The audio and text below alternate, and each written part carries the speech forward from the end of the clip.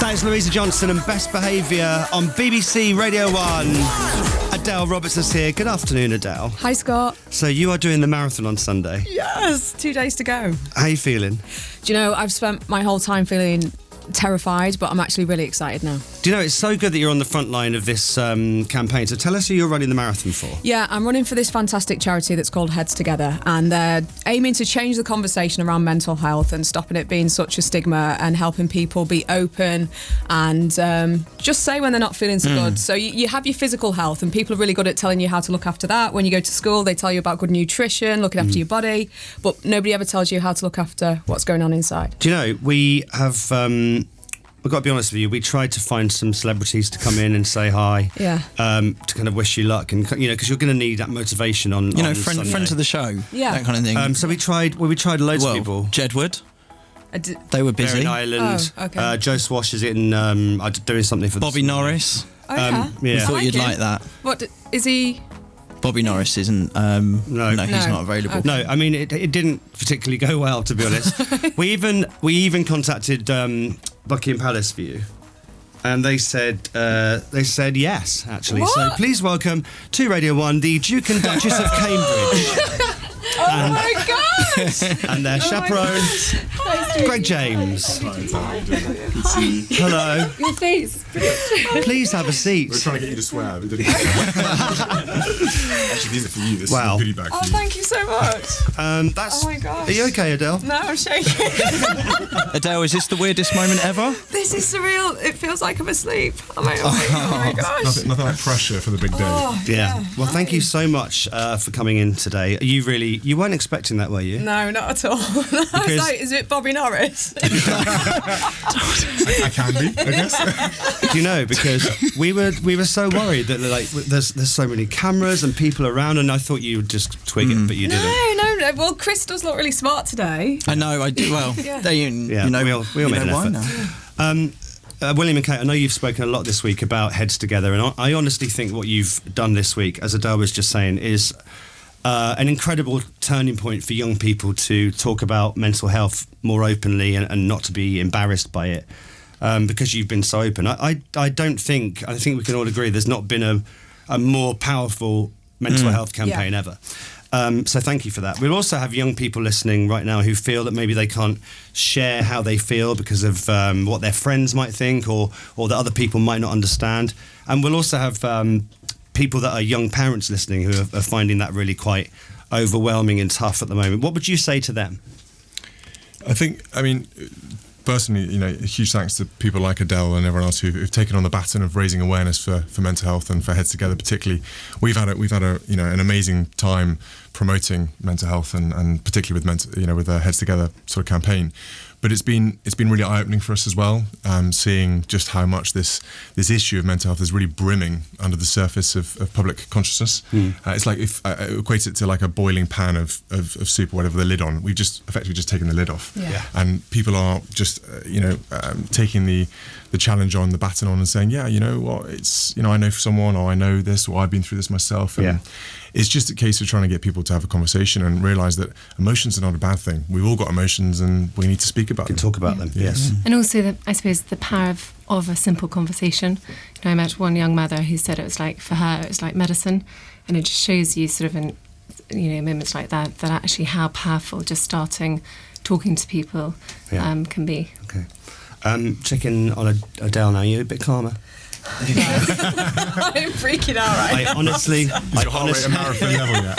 Yeah, if we check my heart rate, it'll be going off. I honestly thought you knew. You didn't. No, I didn't. Now, William, someone from around here told me that you're a bit nervous about being on Radio 1 today. I don't know what you're talking about, Scott. What are you talking about? This is a face for calm. Is it true that you listen? And Occasionally, yeah. Is it true that you text in? I have texted in, yeah. Under I've a texted different in. name? Obviously, I wouldn't tell you who I was, definitely not. But I've texted on Adele's show most recently because when I've been driving to work and for the air ambulance shift, she's the only one who's brave enough to be up at that time of morning. What are you doing texting in your car? Obviously, I've stopped in a lay-by and have not texted whilst driving because that is illegal. So I don't obviously need to know what the name is, but did you get a shout out?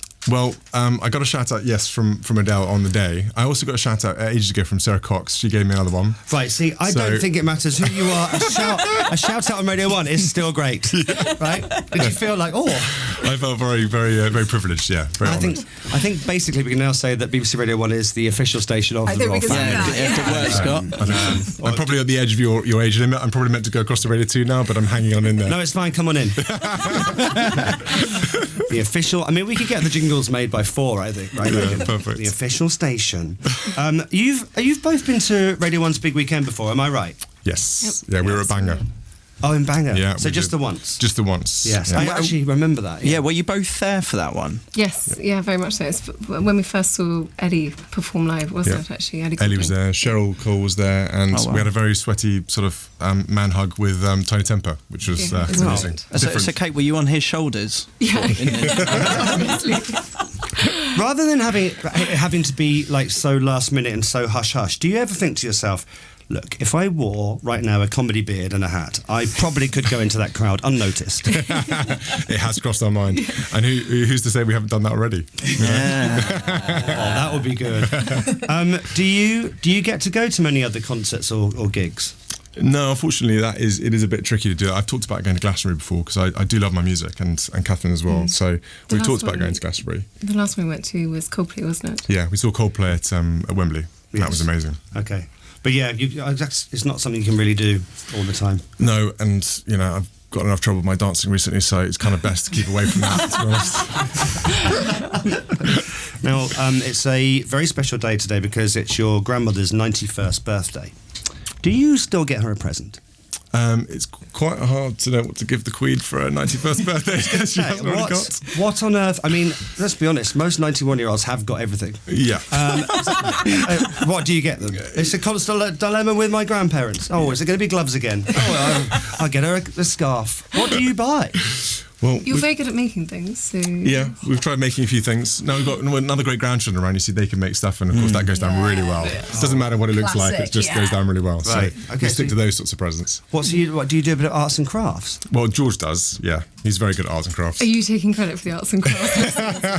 No, this is great. Just putting the marriage on long run. Chris, got anything? Well, I was just wondering about some of the presents that you guys must have received, for example. So, have you ever received presents from world leaders and they've just been a bit weird or maybe even not that good? That's a very good question, Chris. How do you answer that? Yeah. Thanks, Chris, for that. Yeah, exactly. Yeah.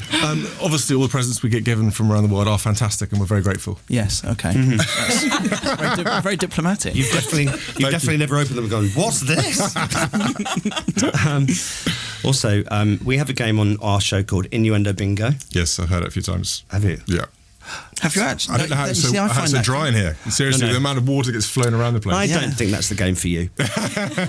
Are you proposing a game now? No. I haven't heard it. No, don't. Seriously. Trust me on this one. Okay. Get a game to tell you later. Yeah. It's good to listen to, it's less good to participate in. Yeah.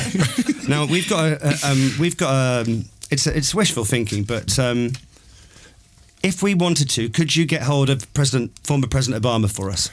Because we really want him on. I'm sure there's a way. If you keep talking about mental health for the rest of the day, and if you do another Lolathon that includes more mental health, then maybe we can have a deal. Yeah, well, I mean, you know so much more about Radio 1 than I thought you were going to. I told you, I'm a listener. I'm a bit scared. Are you allowed to have a mobile phone? Yes. Okay. Because I did see a thing with Obama recently when he did a show with Bear Grylls, and he was like, well, if you just send me a number. They were kind of joking around, and the president was like, I don't actually know how to use that. He didn't know how to use the phone because he'd not had one for 8 years. No, phones have kind of changed in that time. They have, and unfortunately, we use ours far too much, and that's actually quite a relevant point. Putting my serious hat back on again about the amount of data and amount of time spent on social media and all that sort of stuff. Some of the things we've seen about mental health has been quite focused on that actually, and social media and all this technology is fantastic and it's great fun and it's a great way to communicate. However, that face-to-face contact is still really important for families and for friends, and living a life online it can be quite dangerous at times if you spend far too long at night looking at your phone and not getting enough sleep. It's quite a sort of healthy. Yeah, I guess it's largely about you with social media, you're looking at how people are kind of rating you or liking what you're putting up, which is maybe the wrong way around with things. You should just be proud of what you're doing. Absolutely, and I'm sure a lot of people, young people out there, really worry. They've got exam pressures, they've got friends pressures, they've got family pressures. You then add social media pressure, like the likes and what everyone else is doing on the photos. And I do worry that everyone needs to kind of just take a step back from that and go, the online world is my world, but also there's the real world as well. Because it can end up taking a lot of your time if you're doing Instagram and Snapchat and Twitter and Facebook. It's and you're. I think we're all guilty of it. It's the first thing you check in the morning. Yeah, let alone just the communication between you and your friends. I mean, do you have like a family WhatsApp group? How does it work? Like today, you might wish Her Majesty a happy birthday on it. Yeah, absolutely. Instead, I could do a shout out on Radio 1 for her instead. Oh shit! Don't tell me she's listening. That's cool. No, I hate to inform you, she's definitely not a Radio 1 listener. But that doesn't mean you can't work on her. You never know. That's okay. Yeah, I'm most fine with that. Yeah. Now. Kate, if you don't mind me asking, I heard a podcast with Harry recently, and he refers to you as William and Kath, and that really confused me because everyone else calls you Kate. All the press call you Kate. So is this a thing that is just in the family? Yeah, I do. I'm not sure. I'm not that familiar with it, I have to say, back home. But I'll answer to most things, to be honest. Okay. I'm also intrigued to know, if you don't mind me asking, what do you watch on television, if anything? Do you watch things like The Crown and go, it's not like that at all? Actually, a few people asked me about that. No, we're both actually quite keen on box sets. So yeah, we're a bit box setty. When we get times in the evenings once to watch the kiddies film. are in bed. I guess you watch. I guess you have to watch all the children's programs as well. Yes, a lot of children's programs. Oh my goodness, there's a lot of them out there. Yeah. But they're quite. I mean, some of them are really good. But you have to pretend you're really interested in it because George gets very upset if you're not showing due diligence to the characters. Is it generally Mr. Tumble, that kind of thing? Then is it? Well, Fireman Sam has taken an awful lot of interest. Are we at Peppa Pig stage yet? We've gone past Peppa Pig stage with one of them. Well, George has gone past Peppa Pig stage. Okay. Charlotte will probably be into Peppa Pig soon. Yeah, it'll come round again. Yes, it will. Yeah. Okay. So it's your turn to sit with him next time. So what else do you like to watch? Anything in particular, or just boxes? We've watched Homeland. Big fans of Homeland. Game of Thrones we've watched as well. Seems that everyone's watched Game of Thrones. Yeah. I've not, you see. Have you not done? No, I haven't. Still definitely watch Game of Thrones. Right. That's worth watching. Okay. What other ones do we watch? What's on at the moment? A couple of else have seen. Do you ever catch EastEnders or anything like that? Gogglebox? No, I'm afraid not. No. Neighbours. Used to watch Neighbours a lot at school. That used to be a big thing. Everyone used to congregate after lunch and go and watch Neighbours. See, Adele, you were saying about watching something before you run the marathon, but I was saying it must be really hard to watch a film or something like that before the marathon in case you get the catchphrases stuck in your head and they just annoy you the whole way round. Yeah, I was thinking of watching Step Brothers, the movie. I don't know if you've seen that. Yeah. Will Ferrell, isn't it? Yeah. I know, are you allowed to order in a takeaway if you wanted to? Absolutely. Yeah, definitely. Yeah. It's very important. So what would you have? Would you have a pizza? Would you have Chinese? What would you have? Curry, definitely. Curry. Well, I'm just finding out so much. These are the things I want to know, you see. Right. It's a real conundrum when it comes to it. But Pizza, curry or you Chinese. do struggle for choice actually sometimes. Yeah, I'm not so good with the spicy food though. I'm not good at spice. But if you do a takeaway, they must never believe you when you're ordering it to the palace, right? It doesn't usually get ordered to the palace, Chris. Right, I see. We tend to go and pick it up, not ourselves. Ah, got you. Yeah, Got it's a you. little visit around the area. He's not going to go to Chicken Cottage, is he? No, maybe not. Now, I know everyone experiences a bit of sibling rivalry. If there was a fight between you and Harry, who would win? Oh, that's clearly obvious. Me, Why? because I'm bigger. I love the competitive nature between you. It's like the race that you were at, Adele. You were saying the race got really competitive. Yeah, Kate was in the lead at first, and then the boys that was it. Yeah. Kate, you went off like a rocket. You There was straight away. definitely some steward inquiry needed on that race, Yeah. because we'd all agreed we're just going to do like a show run, kind of like just make it look good, but don't go whatever. And then I turn around, and I see the glint in my brother's eye, and I see the grin that my wife's got, and I'm like, all right, it's on. This is on. And the next thing I know, the gun goes, and Harry's already about about 30 yards down the track. So I was like, yeah. I mean, it sounds to me that you're calling for a rematch on that one. There's need of a rematch, definitely. Yeah. And a bit more training, I think, in between. Yeah, also, trying to stretch the hammies off a bit more. It's the photograph there at the end. There's a brilliant photograph of where we're also like, I don't look like I'm trying hard enough, but both of you. That's Harry and I who are literally grimacing to the finish line. Now, one more thing I want to know. You know, obviously we only ever see you in the most regal of outfits and beautiful clothes. At home, do you wear jogging bottoms? Or maybe an old Without sports top from St Andrews. Yeah. I've got some comfy clothes I wear at home, definitely. Okay. But that's not our kind of comfy clothes, is it? I don't know. Maybe a chino. Now listen, I'm so excited about this, but I do believe that you are going to stick around a bit today and take part in the official chart on Radio 1. Basically, Greg isn't good enough, so we've been roped in to do it. Well, that's fair enough. I mean, it's been said. Here's Greg, everyone. By the way, this is a fascinating chat. I'm very much enjoying it. If you were listening in your car right now, you would be like, "Wow, I wasn't expecting that." I think you'd be freaking out and not quite sure whether it was actually happening. Yeah. But would you mind doing a bit of the official chart with me? Not at all. If you have us, yeah. Yeah, would love to. Has this been an ambition of yours both to do the official chart? No, I don't think that's been an ambition of mine. No. But it's one of the oldest sort of radio shows in the whole world. You must have listened to it. Absolutely. Yeah, I listened to the chart, definitely. It used to be on Sundays, didn't it? It used to be on Sundays, moved to Fridays. Yeah. And have you ever cared about who's number one this week? Well, last week, wasn't it, or 2 weeks ago, Ed Sheeran seemed to occupy the entire slot. Yeah, the whole 10. thing. Yeah. Then Harry Styles came in, and then Yeah. Now, I think we should say well done in advance, Adele, for the London Marathon on Sunday. Thanks, Scott. I know that you have a lot of support, obviously, but from everyone, from your family and friends, and from all of us here at Radio 1. So well done. It's a great thing you're doing. You've got this survival pack there as well. I can't wait to have a look inside. Yeah, well, can we have a look? What is Don't get too inside? excited. It turns out there's water in there, which I think I'm pretty hoping you're going to get that on Sunday anyway. So the Duke and Duchess have handed Adele a survival pack. I do think we should open it. Let's see what's in it. Yeah. So I do have a banana. Excellent. It's a royal That's it. banana. Royal banana there with a crest on. Yeah, royal mug. There we go. Everything's going to be royal that comes out.